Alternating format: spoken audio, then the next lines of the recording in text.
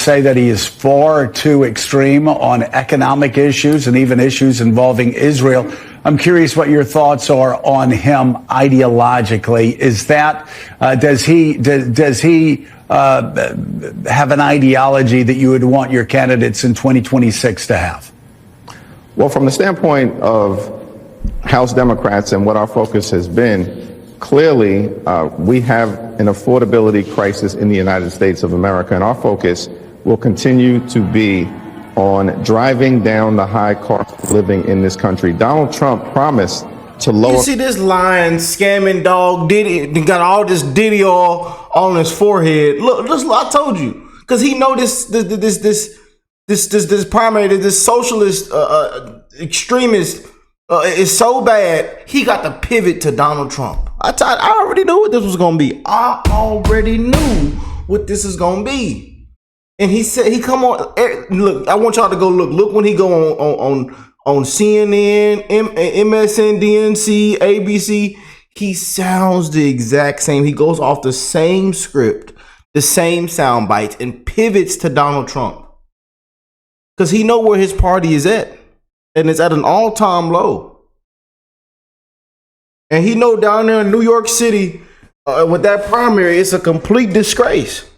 So he got to pivot to Trump. Trump, the big bad orange man. He promised on this. He promised on that. You know, they ought to walk this man out in handcuffs, man. Live on set, in my opinion. Live on set. Costs on day one. Costs haven't gone down. They're going up. He's crashing the economy in real time. His tariffs are going to impose thousands of dollars in addition. You see the lie? It's just lie, fearmonger, lie. The same stuff. You just can't make it up, man. Roll that intro. Roll that beautiful intro. I just can't. Want to really see something that said, take a look at what happened. Hey. Why this beat so cold? We will make America proud again. When you try to kill our we will make America wealthy again. And yes, together, we will make America great again. I mean, man, the same stuff, the same script. You just can't make this up. Yeah, y'all really got to hear this. I know I'm going to just put it on the show today. I'm going to just expose him on the show today. The same stuff, man. Got all this Diddy all on his forehead. Make me sick. Leader. Man, ain't no leader. They ought to walk him out in handcuffs. I tell you. But just watch how bad this interview goes. And you know how they do. They run to the fake news media. They run to the MSNBCs, the CNNs, you know. It just gets worse and worse and worse for Democrats, man. But what's going on, family? I hope y'all are having a great week so far, that you are blessed, well, and healthy. You know, that you got a smile on your face, that you're in good spirits, you know. You just can't make this stuff up, though, man. You just can't. And it just gets worse and worse for them because, like I say, worse and worse and worse. You know? And everybody, Eric Adams got a huge amount of love and support after what's going on down there in New York City. Yeah, them people terrified. Yeah, they finna run everybody out of New York City, boy. They finna run everybody out of there, just like they're running everybody out of California. Yeah, all these blue cities, blue states, they running everybody out of there, man. Incompetent, you know, grossly incompetent politicians, filthy politicians ought to be walked out in handcuffs. And you got this brother up here sweating once again, all this Diddy all wrapped around him and stuff. Let's get into this, man. Watch how bad this gets. Just watch. MSNBC, nothing new. You consider, Leader Jeffries, thanks so much for being with us. I'm wondering, do you consider his win last night in New York City, do you think it provides a roadmap for Democrats running in 2026 on how to energize the base? I think what's clear is that the relentless focus on affordability had great appeal all across the city of New York. He also clearly outworked, outorganized and out-communicated the opposition. And when someone is successful in being able to do all three things at the same time, it's usually going to work out for them. Yeah, the New York Times editorialized that he was not qualified to be mayor. Of course, the Wall Street Journal and others say that he is far too extreme on economic issues and even issues involving Israel. I'm curious what your thoughts are on him ideologically. Is that does he have an ideology that you would want your candidates in 2026 to have? Well, from the standpoint of House Democrats and what our focus has been, clearly we have an affordability crisis in the United States of America, and our focus will continue to be on driving down the high cost of living in this country. Donald Trump promised. How many times have he said that, y'all? I think we can make a compilation video about. He said this about thousands of times. We are focused on bringing down the cost of living. And then right after he says that, Donald Trump promised this, Trump said this, Trump said that.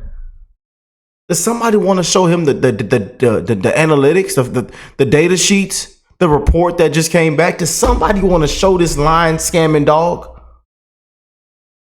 Because it looks far better than what it was when they was in there with that previous administration. I mean, just up here lying, man. Up here lying. Things are coming down. Oil is down. Stocks are up. He up here lying. I tell you, man. Lying, scamming dog. All this Diddy oil on his forehead. He make me sick. To lower costs on day one. Costs haven't gone down, they're going up. He's crashing the economy in real time. His tariffs are going to impose thousands of dollars in additional cost on everyday Americans per year. And he may. And we just seen what the tariffs just did. People just seen what the tariffs just did, and you still up here lying. People just seen what just took place, and you up here lying. All right. Even be driving us toward a recession. That's the reason why Donald Trump has become so unpopular. It's because he's failed the country. Can somebody please show him? Do I have to pull it up? Approval rating is soaring right now. And even Democrats are coming out and saying, maybe Trump wasn't that bad after all.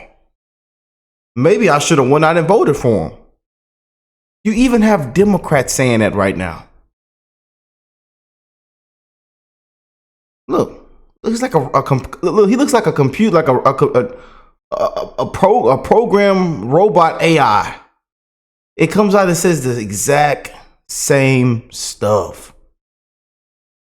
On the economy, and so our vision is going to be for an affordable America. Work hard, play by the rules, live the good life. Provide a comfortable living for yourself and for your family.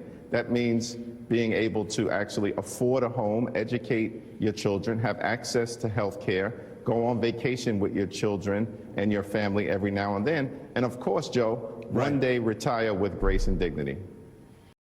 Look at Joe, he like, hell no, he up here he up here lying. Joe don't believe that. You know, Joe don't believe that. Fake news Joe don't believe that. You know. I think Joe's thinking like, man, I think I've heard this so many times. You know? And he got this little smirk on his face. Joe, look at Joe. He does not believe that.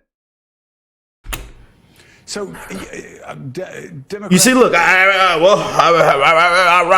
you know, he don't believe that. That doesn't make him move, because we've heard you say it over and over and over. Up here lying. Democrats look at Donald Trump's approval ratings, and you have a lot of other Democrats and people in the media asking the question, why is the Democratic Party's approval ratings, why are they lower than Donald Trump's?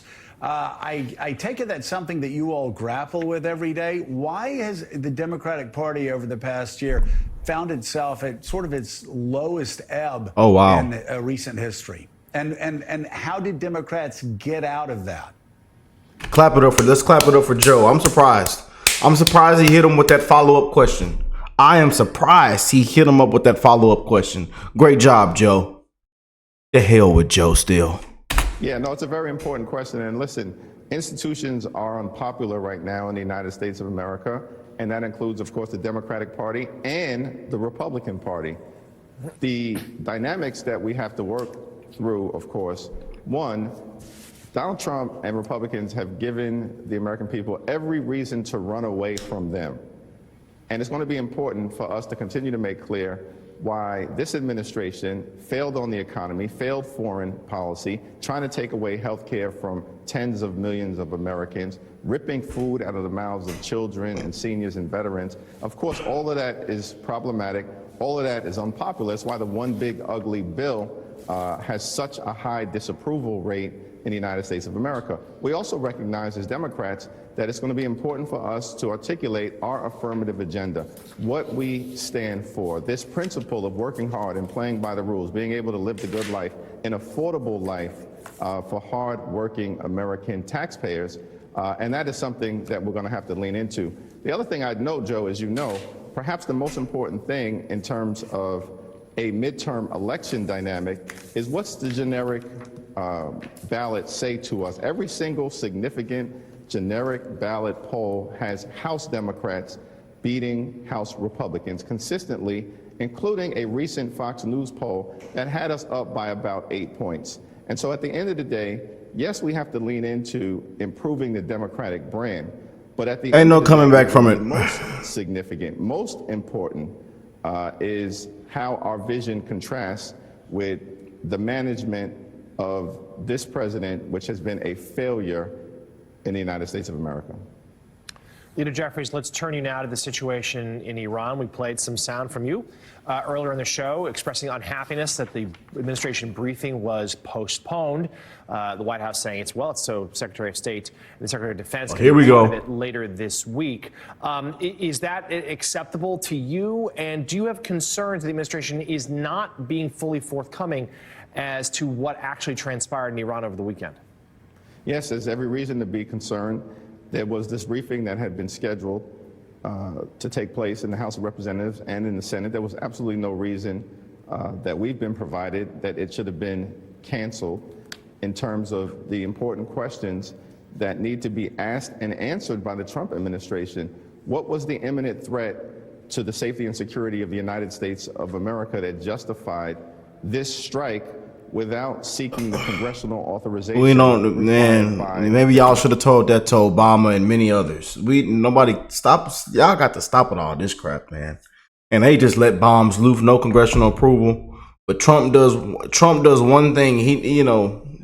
I tell you, man, these people here are a disgrace. These Democrats, these activists, these rogue judges.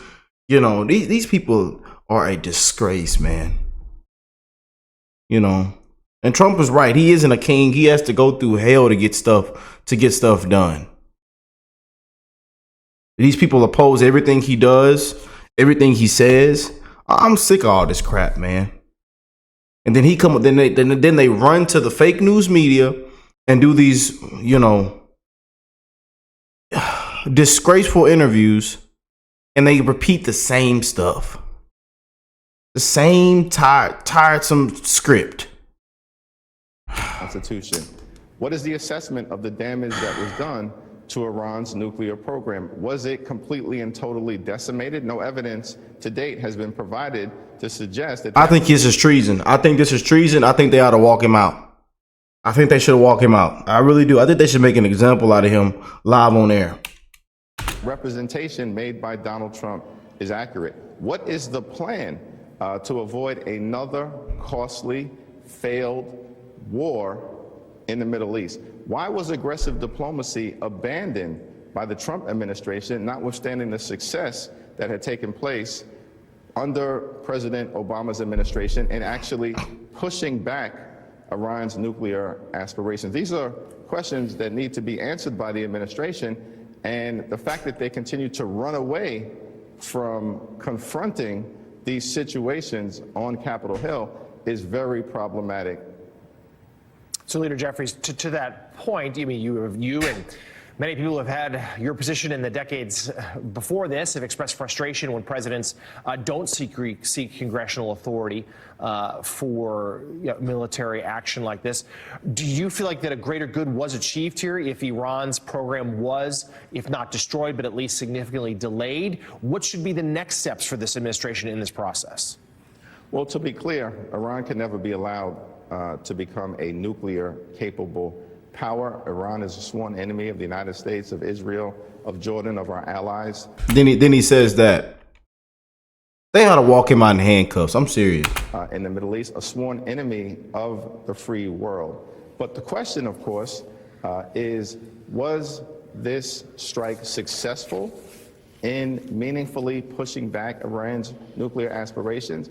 Or is it going to complicate things in the Middle East in ways that put our men and women in uniform, American troops, and America in harm's way? That's simply the reason that having a all-member briefing on Capitol Hill sooner rather than later is important, so these answers can be obtained for the American people, the representatives of the American people in the United States Congress. That is the reason, fundamentally, why it's been Congress that was given the power to declare war, to authorize military force. And when administrations act differently, they have an obligation and a responsibility to provide the facts, the evidence, and the truth justifying their actions to the American people. Well, this has been the debate, and we talked about it yesterday with another member of Congress. This has been debate going back 30, 40, 50 years. Obviously, Republicans were saying this after Barack Obama attacked Libya. Republicans were saying this with Bill Clinton in the 1990s on Kosovo. But if you're going to have a surprise attack with B-2 bombers that are going to be going over to Iran, striking their nuclear facilities, do you think it's a good idea to inform 535 members of Congress before that operation takes off?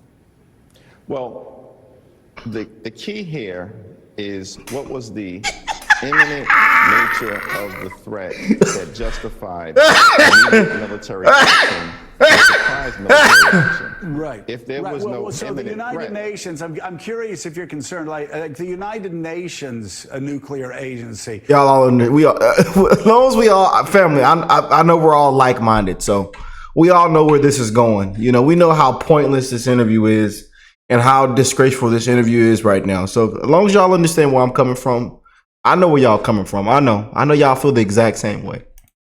The IAEA had said that Iran had already enriched uranium up to 60%. And as you know, the jump from 60 to 100% is negligible, and had enough enriched uranium for several weapons. Would you consider that to be a considerable enough threat to strike Iran under those circumstances? Well, certainly it's a challenging situation, but one of the reasons why we need a briefing, Joe, is to have an understanding, was that enriched uranium even damaged, or was it removed by the Iranians prior to the strike? We don't know the answers to that question. It certainly is something that should be talked about, and the American people should be informed about the reality of whether it was a successful strike or not. In terms of the Iranian nuclear threat, I think we've all been clear that Iran can never be permitted to become nuclear capable. But the Constitution is not a mere inconvenience, it's the reality. And if members of the executive branch, if hawkish individuals across the country want to change things, it's Article 1, Section 8, Clause 11, they can put forward a constitutional amendment. But the framers of this country saw fit to vest this authority within the House and the Senate, not the executive branch. Right. And at what point should that be triggered? Should it be triggered by every strike, like, for instance, Barack Obama in 2011 in Libya, or countless strikes by the Bush administration and the Obama administration after September the 11th? Is it every strike, or is it when you were going in sending... The beautiful, sweet hypocrisy. Yeah, you know. I'm gonna give Joe. I'm gonna give him. I know we don't like giving the fake news any credit or any, you know, especially more than Joe. But we might give him a 0.5. We might give him 0.5 for this one. You know, for these follow ups. And look, he just up here sweating, saying the exact same script. You know, troops in. When do you think that action is triggered? Seems to me, and it's a great question, Joe, that it has to relate to whether the step that was taken, one, is in response to an imminent threat to American interests, and two, whether it's an act of war. And part of the reason why, after the fact, it's important for members of Congress to be able to have a briefing with the administration that is comprehensive and that gives members the opportunity to ask questions so we can provide these answers to the American people who clearly do not want another failed, costly, deadly war in the Middle East. All right, Leader Hakeem Jeffries, thank you so much for being with us. complete waste of time. A complete waste of time. You know, you just can't hate the fake news media enough. MSNBC, they ought to just sell it off, shut down the headquarters, shut the whole thing down. They ought to lose their license. You know, it should have been shut down. Election interference, you know, fake news, fake headlines, misinformation, the same crap. You know, what y'all think? Let me know in the comment section. You know, Leader Jeffrey. This so-called leader, all this Diddy oil on his forehead. I tell you, I love y'all, and I'll catch y'all on the next one. Peace and love, family.